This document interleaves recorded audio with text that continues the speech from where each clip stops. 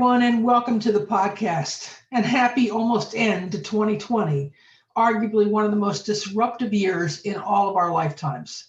I'm Karen Weaver, and I'm joined today by Scott Flanagan, former president of a Wisconsin D3 institution, a podcast host of this very production, and like me, a fan of college sports. Scott, I'm so glad to have you back at the end of a tumultuous year. Yeah, it's always great to have a conversation, even in the midst of 2020. It's been something. So I thought what we could do is go through the Twitter feed from this year and revisit some of the news items and decisions that have conflated and confounded college sports in 2020. So let's start with the most asked question. We canceled March Madness back in March, but played football in September. What were we thinking? And tell us why you think D3 and the Ivy League seem to have more sense than the top Division I programs when it comes to athlete safety. Yeah, I think this is one area where there are a confluence of factors. I mean, in March, there was just so much that was unknown. And for as much as still is unknown about COVID-19, we know a lot more today than we did then. So, I mean, Rudy Gobert tests positive and the whole NBA shuts down. Right, on March 11th. Right. Training camp opened about a week ago for the NBA. Over about 50 players tested positive, and they just quarantined the players, monitored their health, and they go. So, I mean, I think part of it was that in March, it was unknown and unknowable, and I suspect that based on the environment at that time, there was really very little choice. I'm not sure that we know as much as we think we do right now. Right, but I think we have confidence that we know more, and I think that confidence leads to participation. Incentives play a big part in this. Higher ed leaders and especially big time athletics. I mean, finances matter, and March Madness, that's evenly distributed, right? That's D3 schools, that's the whole NCAA setting. But college football is much more local benefit when you think about conferences and institutions. So honestly, there's greater pressure for those big time institutions to have a football season than there is to cancel March Madness. March Madness has a bigger impact on the collective whole, but college football, at those schools that are relying on it, is really central there. So I think they have every incentive to play. And actually, I think that explains in some ways why Division III or the Ivies seem to act with greater safety in mind, because honestly, the revenue stream isn't derived from having to participate. And so, the motives just aren't that financial motive isn't there as extensively. And I think it's hard to say, college athletics is a part of society. And I think it's difficult. I couldn't prove it, but I think it's difficult to say that the political and cultural environment didn't have an impact. I mean, you've got the president in September, in effect, calling out the Big Ten for not having college athletics. And everybody will deny that has a big impact. But I think it certainly is something that decision makers had to be aware of in September that, again, just wasn't the case in March. Right. Here's the other thing that I think played a factor, and it's not talked up as much, and it's ended up being a double-edged sword. But so many of these Power 5 D1 programs are located in small to mid-sized towns. And the impact of not having a fall college football season on the economy of those small towns was worried to be very significant and perhaps devastating to the local economy. So I'm sure that a lot of the local chambers of commerce and things like that were coming back and saying, whatever you could do here, we need some sort of revenues to come in. But then the other the double-edged sword was a lot of retirees have moved to college towns. And now there's starting to be this trend of seeing a latent impact of retirees getting COVID-19. And the assumption is they're coming from the college population. What are your thoughts? Well, I mean, there's been some research done now that they can start to track some of the strains of this virus. And this is close to home. I mean, I'm in Wisconsin, and there was some work done in La Crosse, which has UW La Crosse and Viterbo University and a technical college. And there was research done that could scientifically show how the return of students to campus in the ways that those students interacted, because right, that's student teaching, that's healthcare assistants, it's part-time jobs. I mean, contributes to the overall health of the community, or sometimes to its detriment. And the economic impact, I mean, I just recently saw a piece in the New York Times that used Wisconsin as an example. It's thousands of jobs. I mean, when you think about Wisconsin, you think about Madison, there are a lot of places whose business model is based on 7 or 8 Saturdays in the fall. And the same thing's true in Green Bay when you think about professional football. Right. So absolutely, there's a multiplier effect that's involved there, and some economic pressures that have been brought to bear. Yeah, and I'm really not sure we fully understood that when we were trying to bring football back in August. So at least that's a point of information now that we really can't control this idea of spreading to just keep it within the campus population. That's just not realistic in small college towns, I think. Well, and I think it's just illustration of a broader point. Almost nothing can be isolated to the thing itself. Yeah.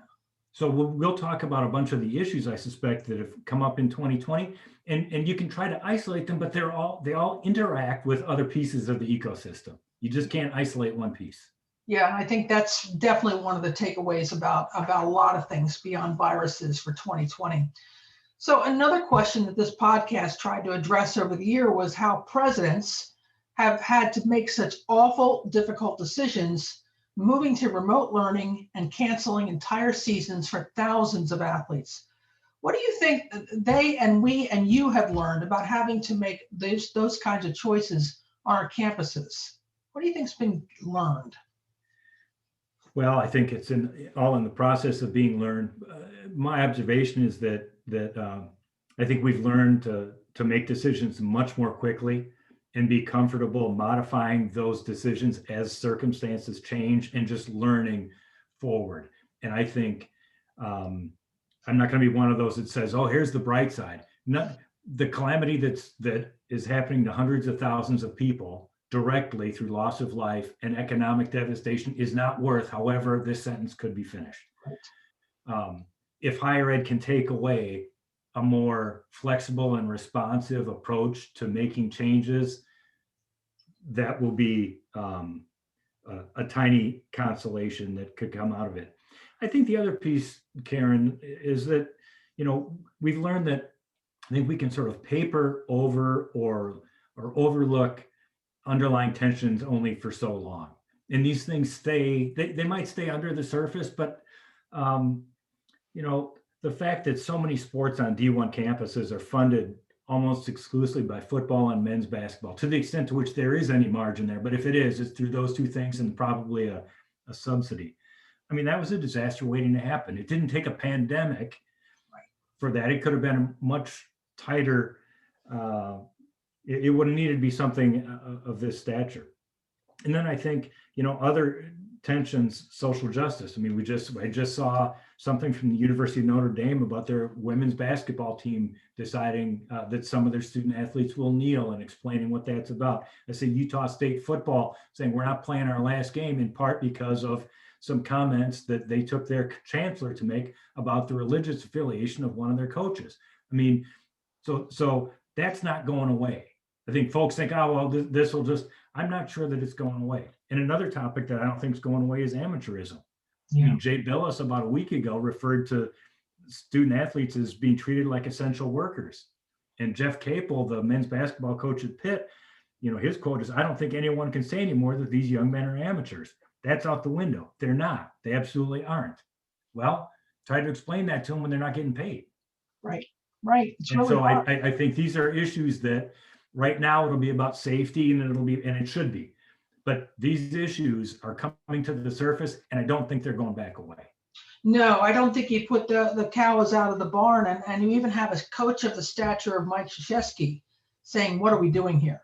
Should we even be playing at all now? Maybe we delay this for a couple of months to try to get a handle on this. And that's the fundamental question I keep asking is, it seems like the NCAA is determined to run a postseason event. They're going to have a championship. It's a matter of how you all figure it out as to what teams are going to come. But we're going to host an event. So how many units your league gets in Division One is critical to how your conference sorts this out. And if you cross over to football, you can see exactly why the Big Ten had the struggle decision to make Ohio State leap over Indiana in football so that they could have a path to the college football playoff for Ohio State, because that's where the most revenues are. So we're seeing, as Jeff Capel said, more and more dependence on the revenues that these athletes develop to support salaries and debt service and all those kinds of things. Right, and that's been the case. It's just revealed now.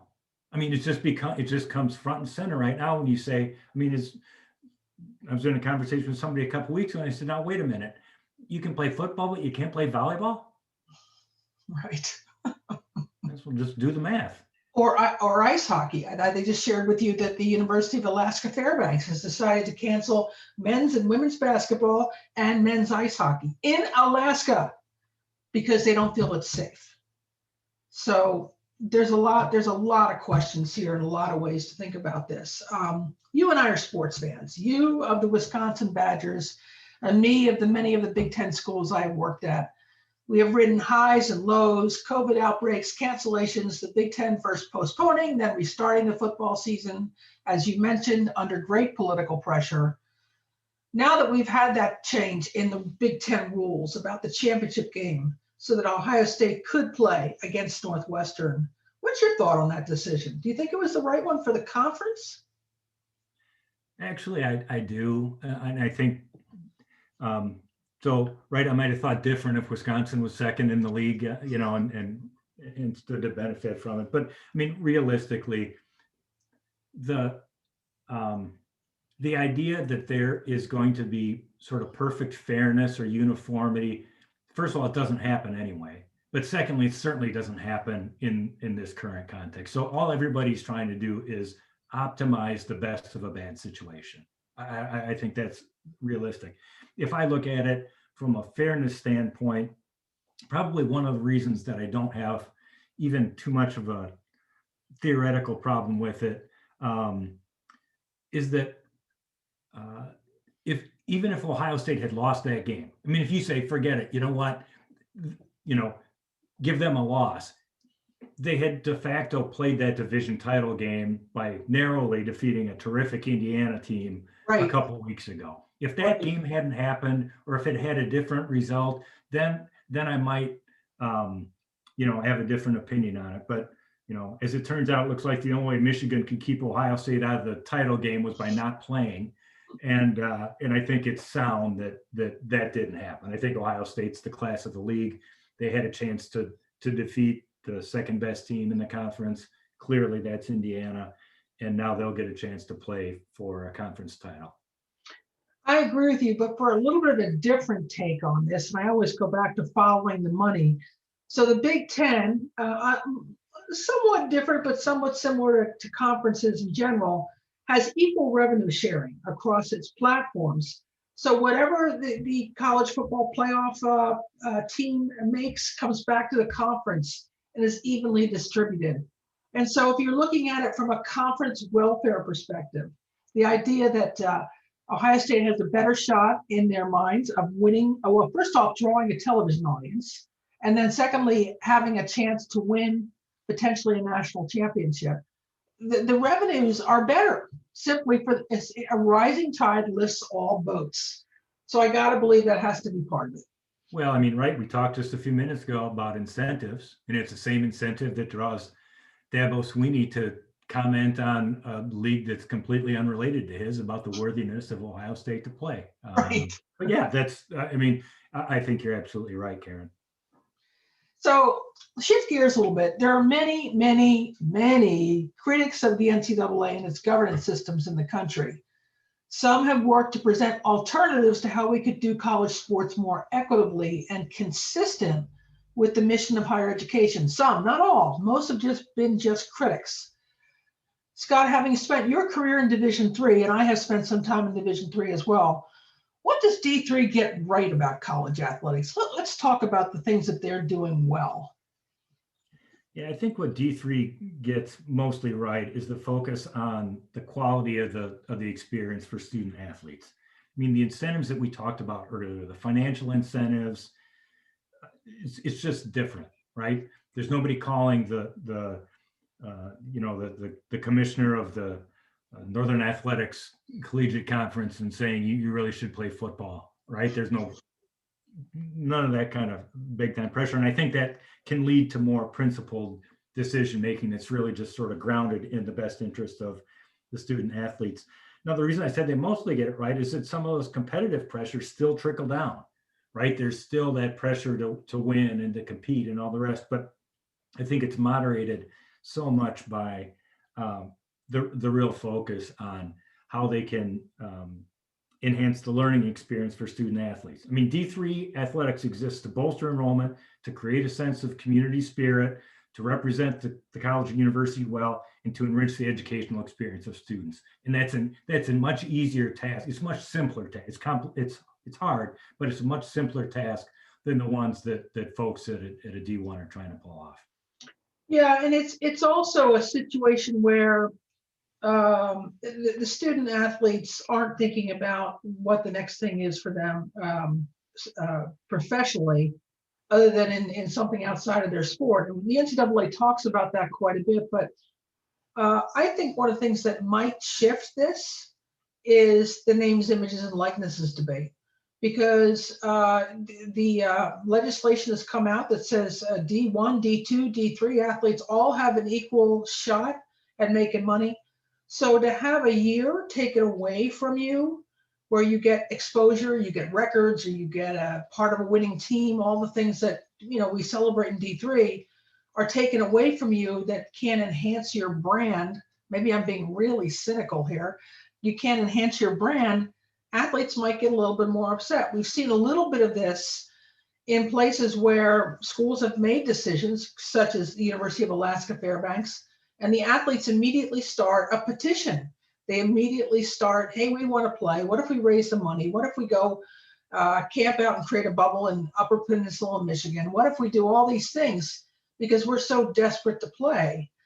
And I just wonder if the dynamic isn't going to shift because of this change in names, images, and likenesses. Do you have any thoughts on that, or am I just kind of talking off the top of the moon? Well, I think of this in a couple of different ways. One is I'll be for student athletes who don't have the opportunity to participate. Many of those are really vocal about losing that opportunity and their frustration with doing that. I wonder how many, upon reflection, though, might conclude, you know what, did I need that? And this will be interesting to watch to see in terms of even youth sports and think. There's a lot lost, but then over time, do you get used to life without it? Maybe, maybe not. It's all hypothetical. It's all hypothetical. I think the names, images, and likenesses actually is probably the NCAA's best chance to square the circle of some compensation going to student athletes without violating amateurism. I mean, there's no way that they're going to call these folks employees. You've got workers' comp. That's just not happening. But I think this allows them to basically complain about it. Say, well, no, that shouldn't be allowed. But you know what? If the states are going to make us do it, we have no choice. Right. Honestly, what they're protesting might end up saving the association. It very well could, but I also think, as most things do, they solve one problem and inadvertently they create another one. And I just wrote an article over the weekend that talked about these collaborative houses that are being developed to incubate social media creativity, so that students between 16 and 22 can really ramp up their intensity on Instagram and other platforms. So I can see that happening very easily on a college campus where that becomes the main focus. Well, it happens right now. I just read a piece recently about, but you know where it's happening? Cheerleaders. Yes. Right. Yep. Cheerleaders are influencers. They have followers, and unlike the student athletes that they're cheering for, right? They don't have any prohibition on being able to currently use their name, image, and likeness. And so, how it plays out, I don't know. And it certainly will unleash another set of challenges. For sure, for sure. So we both know that the Knight Commission undertook a year-long analysis of Division I governance, and last week proposed radical changes to the way football monies have been distributed to Division I members, and to hold the Power Five responsible for not only the college football playoff revenues, but the expenses in managing the regular season as well. You and I both have discussed this offline, and in full disclosure, I served as a research consultant to the Knight Commission for this project in 2020. But this is how the Knight Commission describes it in a press release. The new governing entity would be funded by college football playoff revenues and manage all issues related to the sport of FBS football, including athlete education, health, safety, revenue distribution, litigation, eligibility, and enforcement. And for the ease of explanation, the commission is calling this new organization the National College Football Association, or the NCFA. As part of its reform proposal, the Knight Commission recommended principles to guide both the NCAA and the new NCFA. Those principles seek to maintain college sports as a public trust that prioritizes college athletes' health, education, health, safety, and success. Scott, let me play this video for you of commentary that Commissioner of the SEC, Greg Sankey, provided to the Sports Business Journal about the Knight Commission's report. I read the report, annotated it, highlighted it, and was disappointed at the end. A lot of talk about, well, here's a new structure, but there's a lot that's not dealt with. I think the NCAA is vitally important. It's imperfect, but it's an important national governing body. The suggestion that we just take football, create another governing body, doesn't pay attention to reality. So if the suggestion is go start something else, you then go down and say, but we want to keep basketball together. The report ignores the tension that exists with some of the problems identified, the range and economic support for college athletics. That creates tensions. The fact that we support football very well benefits a broad-based athletics program. There's not a recognition there. I thought the evaluation of history was not fully developed. There are reasons beyond what's in that report that we have made decisions, and particularly on autonomy decision-making. I actually had one of my staff evaluate everything we've done. So 80% of what's happened through autonomy legislation among the 5 conferences to the benefit of student athletes, medical care, concussion protocols, cost of attendance, the ability to interact with agents and learn what might be next for your career. Yet you have the Knight Commission identifying that as a problematic approach that's magnified tensions. I'm disappointed to see the Knight Commission fail to acknowledge the support of student athletes is improved because of that autonomy conference legislative process. So Scott, what are your thoughts first about the separation of D1 college football governance in the NCAA organization, and secondly about making the rest of D1 built on the one school, one vote model to create more balance, and your thoughts on what Greg Sankey said? Start wherever you'd like. Yeah, we'll sort of take them in the order that you laid them out. I think a lot of the recommendations make a ton of sense, but honestly, I didn't get too deep in them because it's not going anywhere. And the reason I think is because the folks who benefit most from the current arrangement are the ones who would have to walk away from the power. So you've got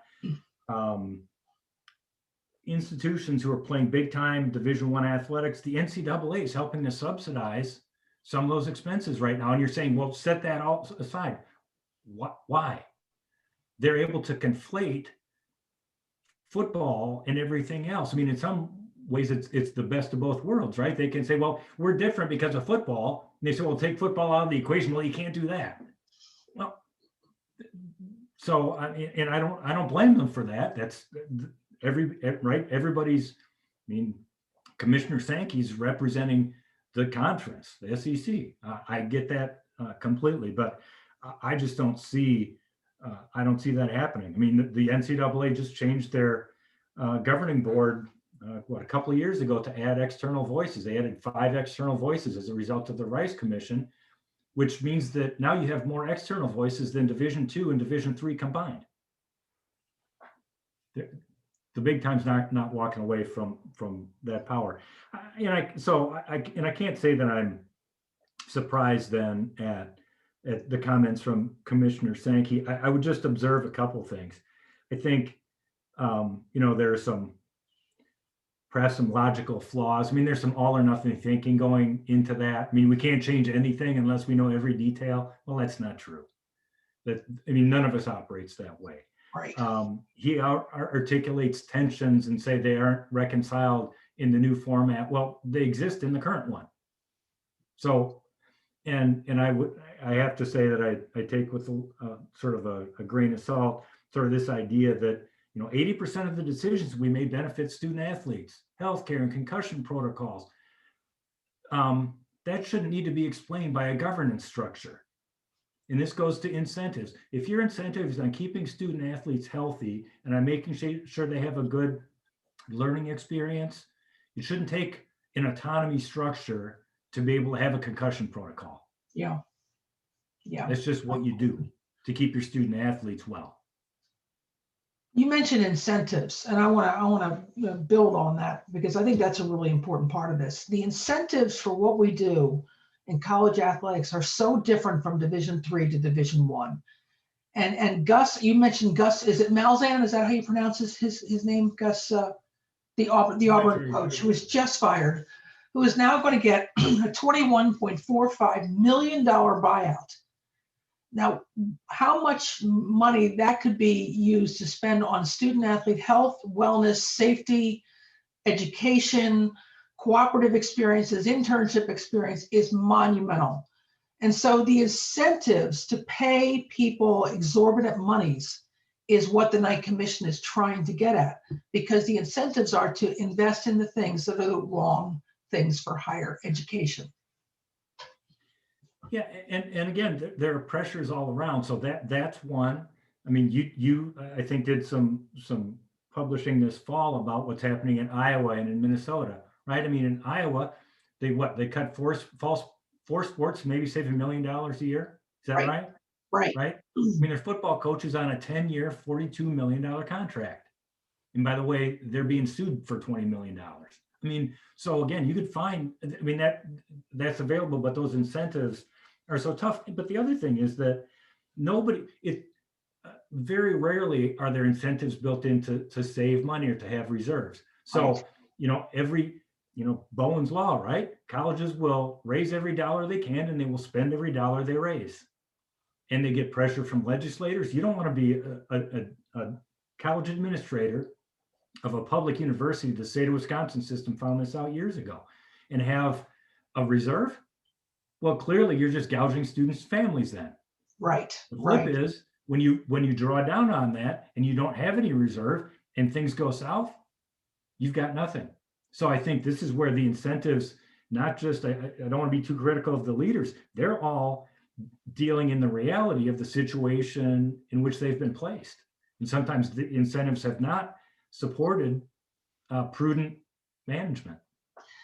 And this pandemic has shown all of the cracks and fissures of how we've managed finances all the way through this. It's been a tough year, but hopefully coming out of it, we've at least taken what we've learned and we'll want to apply it. So thinking about the rest of higher education, would like to believe that the next year will be better. What is one prediction you might have for 2021 that we can look forward to happening as a response to the pandemic and the disruption? Well, I think the prediction's relatively easy, and that is that at least I think for the 2021-22 academic year, we'll have seasons that are much more consistent. I mean, student athletes will be able to practice and compete, and we won't have a schedule literally changing every day. I mean, I just think to get back to those days will feel so good for everybody involved: fans, student athletes, coaches, administrator, everybody else. But I mean, I want to take this point to amplify a point you made, I think, this summer, in that we have an opportunity to revisit priorities in college athletics. You made this point late this summer, as it was unclear about what this year would look like, whether it's social justice or revenue, non-revenue sports, the role of sports in life of campus. I mean, this is an opportunity. The normal that is going to happen on the other side of this is not the same normal that we left. March 10th is not coming back. Right. Higher ed has lost 10% of its employee base in this pandemic, and athletics is not going to be unscathed. So we can just say, well, how quickly can we get back to the old normal?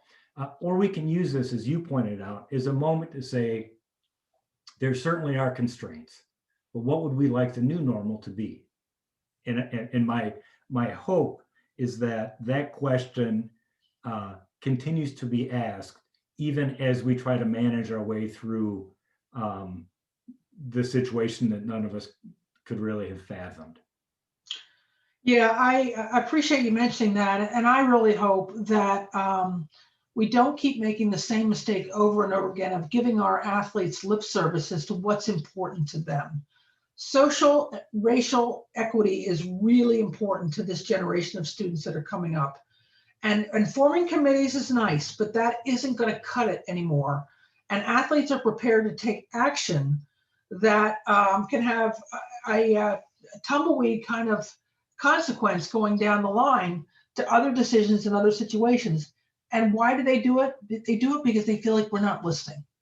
So I think our challenge as leaders is to listen more and talk less, so that our athletes feel like they are truly, maybe not equal partners, but co-collaborators in their athletic experience. I think that makes everybody feel like it's worth it. The time, the money, the effort that I'm investing, it's worth it because I'm gaining something from it. I think that's a great observation, and again, something that hopefully we can take and apply in 21 and forward to build an even better.